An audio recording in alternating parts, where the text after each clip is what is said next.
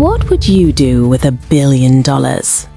Perhaps you'd build a museum, fund a grand philanthropic cause, or simply sail the world in unparalleled luxury.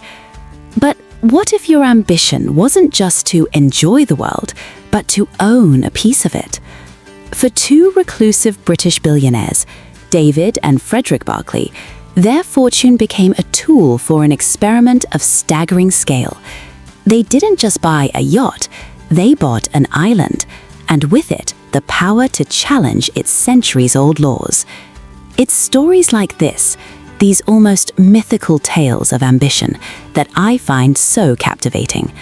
I'm Beatrice, and this is our quiet corner for exploring the grand, hidden narratives that shape our world. And the protagonists of today's narrative, Sir David and Sir Frederick Barclay, were masters of building their own reality.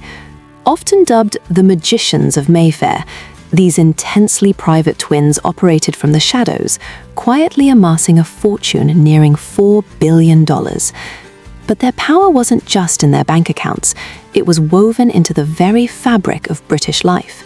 Their kingdom stretched from the thrum of the Telegraph's printing presses, setting the nation's daily conversation, to the crisp, white-gloved salute of a doorman at their crown jewel, the Ritz Hotel. It was in the silent, logistical ballet of giants like Littlewoods and Yodel, moving goods across the country. From the news people they read to the hotels they dreamed of, to the very package on their doorstep, the Barclays' influence was as vast as it was invisible. But where does a power so vast, so pervasive, actually begin? It doesn't materialize from thin air. For David and Frederick Barclay, it began in a world about as far from a Ritz ballroom as you could possibly imagine. Our story starts not in a boardroom, but in Hammersmith, London, in 1934. The twins were born into a world bracing for war, to a family of 10 children. The air they breathed was thick with the promise of conflict, and soon the reality of loss. Their father, a traveling salesman, died when they were just 12. Post-war Britain wasn't a land of opportunity. It was a landscape of grey, soot-stained brick, of ration books and making do. This was their backdrop. Both boys left school at 16, disappearing into the anonymous hum of the city. Their first taste of the working world was conventional enough, a shared desk in the accounts department at General Electric. You can almost picture them there, two identical figures hunched over ledgers, learning the language of numbers. But for the Barclays, this was never going to be the final chapter. It was merely the prologue. The quiet ambition that would one day shake a government was already stirring. In a move that seemed almost baffling at the time, they quit their stable jobs. They traded calculators and ledgers for paintbrushes and wallpaper, starting a small painting and decorating business. It seems like such a small step, but it was everything. It was the moment they chose to build for themselves. And from that moment on, they never stopped. Their journey through the 60s and 70s reads like a frantic Monopoly game played with real money. First, a tobacconist and confectioner they renamed Candy Corner. Then, they began converting old boarding houses into small hotels, learning the hospitality trade from the ground up. By 1975, they made their first major leap, acquiring the prestigious Howard Hotel near the Strand. Each success only fueled a larger ambition. They moved from hotels to breweries, and then, in 1983, came the deal that would cement their reputation as financial geniuses. They bought Elliman Lines, a centuries-old shipping group, for £45 million. To many, it looked like a dying relic of British industry, but the brothers saw what others missed. Buried within the company were breweries, property, and other assets. They performed a kind of financial alchemy, selling off just one shipping division for £240 million, more than 5 times what they paid for the entire company. It was a masterclass in financial jujitsu. Think about that for a moment. From the cobbled ration book streets of Hammersmith to a single deal that netted them a fortune unimaginable to their younger selves. This wasn't just business. It was a modern-day Dickens tale, written in the cold, hard language of balance sheets. They had escaped their past, not by running from it, but by building an empire so large it would cast a shadow over the entire country. The question was no longer if they could acquire things, but what was truly worthy of their ambition. And the answer, when it came in 1993, wasn't another company. It was land, a tiny 90-acre island in the English Channel named Brecqhou. It wasn't the rugged coastline that called to them, but something far more alluring, its unique legal status. Brecqhou was a tenement of the neighboring island of Sark, a place operating under a centuries-old feudal constitution, a forgotten corner of Europe. For two men who had spent their lives mastering the rules of the modern world, here was the ultimate prize, a place where they might finally write the rules themselves. This purchase wasn't an investment in property, it was an investment in sovereignty. It was the point of no return, where their story pivots from building an empire to challenging a kingdom. They had just bought their own private fiefdom, and in doing so, they had declared war on history itself. And the first fortress in this war wasn't built of legal arguments, but of granite and steel. On the island of Brecqhou, a structure began to rise that defied all sense of proportion. This wasn't a home, it was a stateland, a mock Gothic castle of dark granite with 100-foot walls that seemed to laugh at the churning sea below. Battlements scanned an empty horizon, designed not to repel medieval invaders, but perhaps to keep the modern world out. Complete with a helipad, it was a self-contained kingdom, a billionaire's Bond villain lair brought to life. A fortress of solitude for two men who saw the world as a chessboard. From inside these walls, they launched their campaign. It began not with a cannonade, but with a lawsuit. Their targets were two of Sark's most cherished and, to the Barclays, most infuriating traditions. First, the island's ban on motor vehicles. Imagine owning a private kingdom, but being forced to trade your Rolls-Royce for a horse-drawn cart. Second, and far more critical, was the ancient law of primogeniture, inheritance by the eldest son.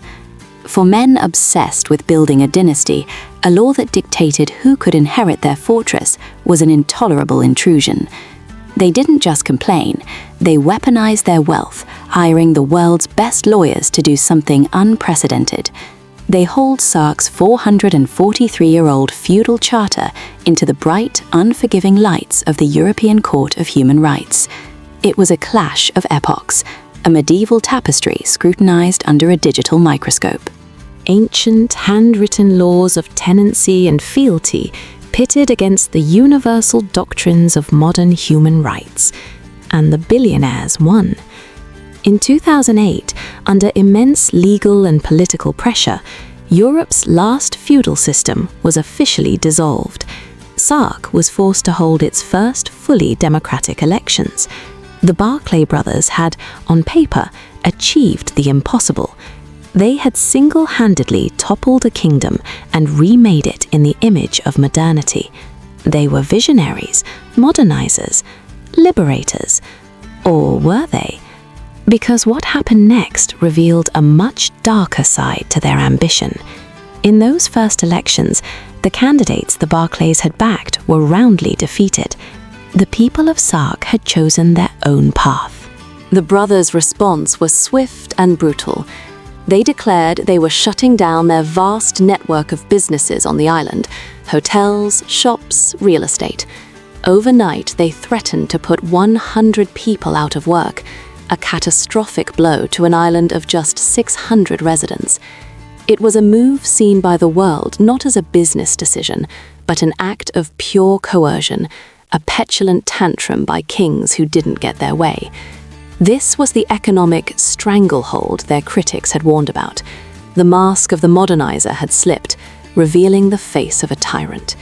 They had fought a war for democracy, only to punish the island for exercising it. They had conquered the kingdom, but in doing so, they had shown their hand and revealed a ruthlessness that would come to define their legacy. But the ultimate irony, that same ruthlessness, which they had aimed outwards at an entire island, would soon be turned inwards upon their own family.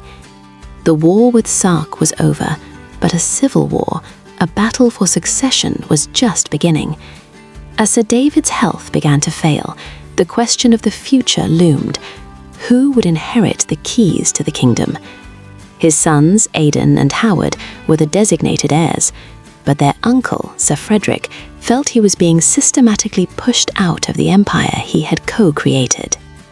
The conflict simmered, then boiled over, centering on the fate of the empire's crown jewels, the Telegraph, and, most poignantly, the Ritz Hotel.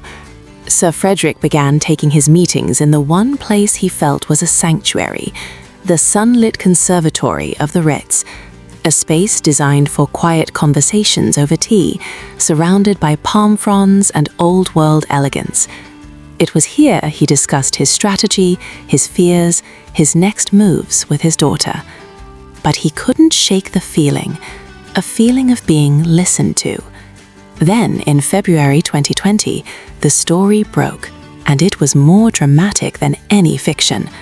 A nephew had been caught on camera, handling a sophisticated listening device, a bug, disguised as a plug socket. It had been planted in Sir Frederick's private conservatory. He was being spied on by his own family, in his own hotel. The men who built a 100-foot granite wall around their island to ensure their privacy were now bugging each other over tea. The architects of a media empire that listened to the world's conversations were now eavesdropping on their own blood. The deep Shakespearean irony was lost on no one. They had conquered an island, but they had lost control of their own house. The fallout was immediate and brutal. A public, vicious court battle ensued.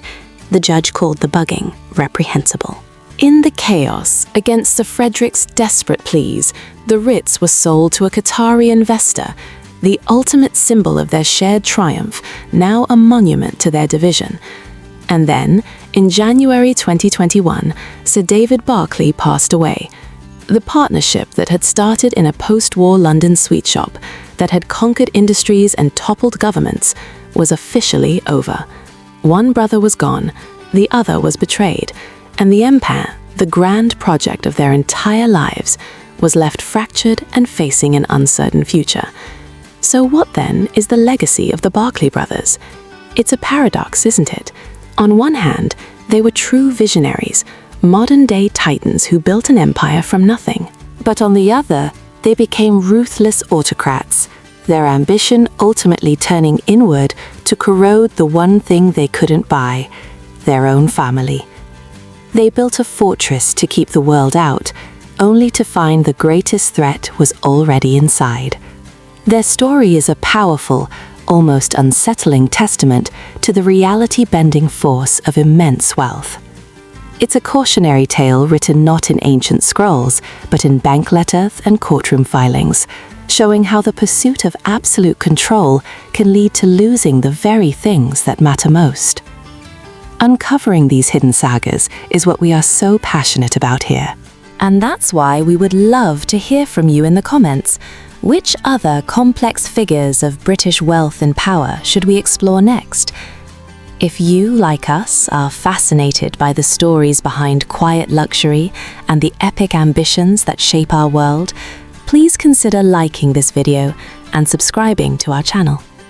Don't forget to press the notification bell so you won't miss our next journey into history's most compelling hidden corners.